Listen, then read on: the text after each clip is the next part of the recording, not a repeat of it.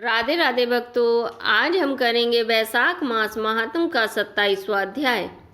मैथिली जी कहने लगे कि वैशाख मास में कौन कौन सी तिथियां अत्य पुण्यकारक हैं, उनमें क्या क्या दान करना चाहिए और किसने इनको प्रख्यात किया।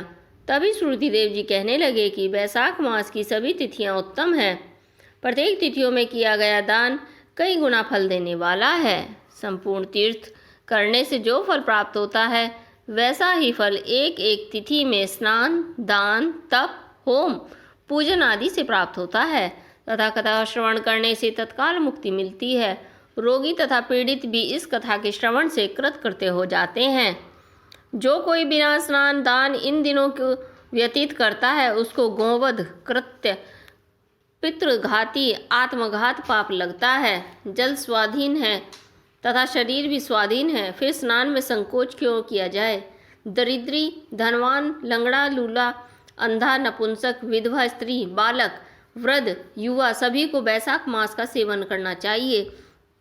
वैशाख धर्म सुख से साधने के योग्य है, जिससे अधिक और कुछ भी नहीं है।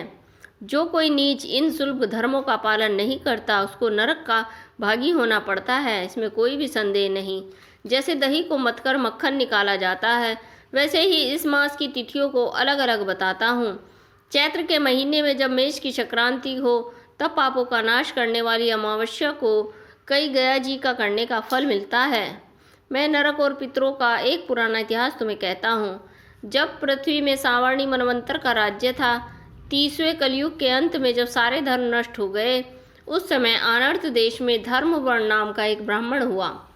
उसने इस घोर कलयुग में मनुष्यों को पापों में रत देखा। जब मनुष्य अपने वर्ण धर्मों से हीन हो गए, तब एक दिन वह ब्राह्मण महात्माओं से सत्र यज्ञ देखने के लिए पुष्कर क्षेत्र गया।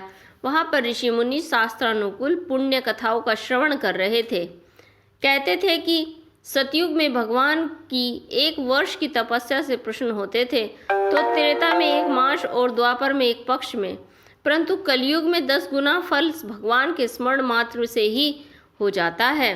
कलयुग में थोड़ा सा पुण्य कर्म भी अधिक फल देता है। जो दया, पुण्य, दान, धर्मादि कुछ भी नहीं कर सकते, उनके लिए केवल हरि नाम का उच्चारण करना ही अति उत्तम है। जो अकाल में अन्नदान करते हैं, वे बैकुंठ को जाते हैं। वहाँ पर जब यह प्रसंग हो ही रहा था, तो नारद ऋषि एक हाथ में शीशन और दूसरे हाथ में जीहा को पकड़कर उन्मत्त की तरह खूब हंसने लगे व नाचने लगे।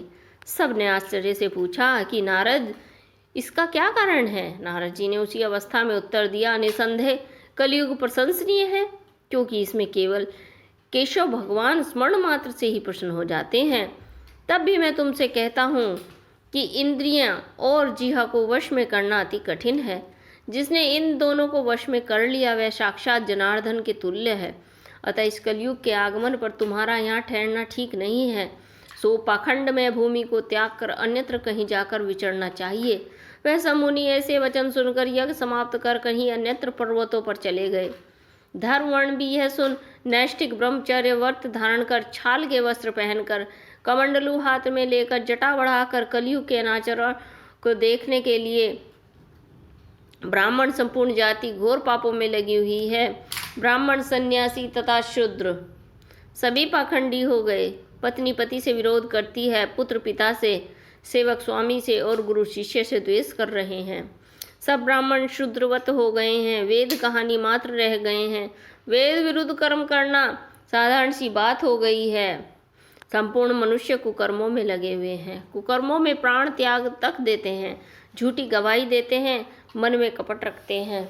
अतः 27वां अध्याय समाप्त। आगे की कथा हम 28वें अध्याय में पूर्ण करेंगे। तब तक के लिए भक्तों, राधे राधे। बोलो विष्णु भगवान की जय।